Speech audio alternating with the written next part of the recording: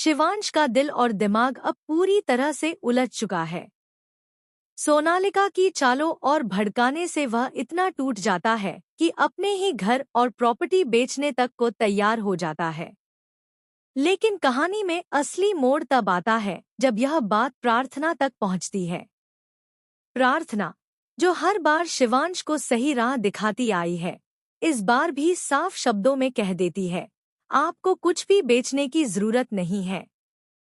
अगर मेरी वजह से आप सब कुछ खो रहे हैं, तो मैं खुद ही यहाँ से चली जाऊंगी। उसकी ये बात शिवांश का दिल छू लेती है और एक बार फिर शिवांश समझ जाता है कि प्रार्थना का प्यार और साथ सच्चा है, स्वार्थी नहीं। लेकिन दूसरी तरफ सोनालिका का गुस्सा सातवें आसमान पर है। जब वह शिवांश के कमरे में उससे बात करने जाती है, तो प्रार्थना उसे रोक देती है। प्रार्थना साफ साफ कहती है, ये मेरा कमरा है और मेरे पति हैं। पति पत्नी के बीच किसी तीसरे के लिए कोई जगह नहीं। तुम यहाँ से जा सकती हो। इस तरह सोनालिका को कमरे से बाहर निकाल दिया जाता है। यह अपमान उसके लिए किसी जहर से कम नहीं होता। अब सोनालिका की नफरत और भी खतरनाक रूप ले लेती है। वह बुआ माँ के पास जाकर रोना धोना शुरू कर देती है और खुद को पीड़ित दिखाकर प्रार्थना पर इल्जाम लगाती है। बुआ माँ भी उसकी बातों में आ जाती है। यही सोनालिका अपने असली प्लान का खुलासा करती है। हमें प्रार्थना को तोड़ना होगा, शारीरिक नहीं बल्कि मानसिक तौर पर। उसे ऐसी तकलीफ देंगे कि वो खुद ही हार मान जाए। बुआ माँ पहले तो डर जाती है कि कहीं शिवांश गुस्सा न हो जाए, लेकिन सोनालिका साफ कह देती है कि अब पीछे हटने का कोई रास्ता नहीं है। दोनों मिलकर तय करते हैं कि इस प्लान को लंच पर ही अंजाम दिया जाएगा।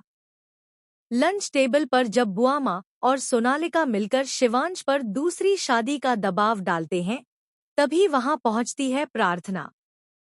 और इस बार भी वो सबके सामने डटकर कहती है, जब तक मैं शिवांश की पत्नी हूं, तब तक वो दूसरी शादी नहीं कर सकते।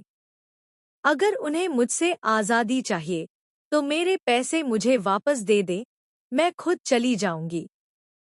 यही सोनालिका मौका पकड़ती है और कहती है कि प्रार्थना को सिर्फ पैसे चाहिए। वह ऐलान कर देती है कि जितनी प्रॉपर्टी है, उसके बराबर पैसे प्रार्थना को दिला देगी।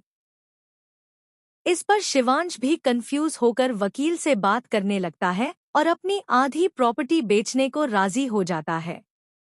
लेकिन असली ट्विस्ट तब आता है जब प्रार्थना शिवांश को रोक देती है और कहती है, मुझे आपके पैसों की जरूरत नहीं है। मुझे सिर्फ आप चाहिए, आपका साथ चाहिए। यह सुनकर शिवांश के दिल की सारी शंकाएं मिट जाती हैं। वह समझ जाता है कि प्रार्थना का रिश्ता न पैसों से जुड़ा है, न किसी लालच से, बल्कि सच्चे दिल से है।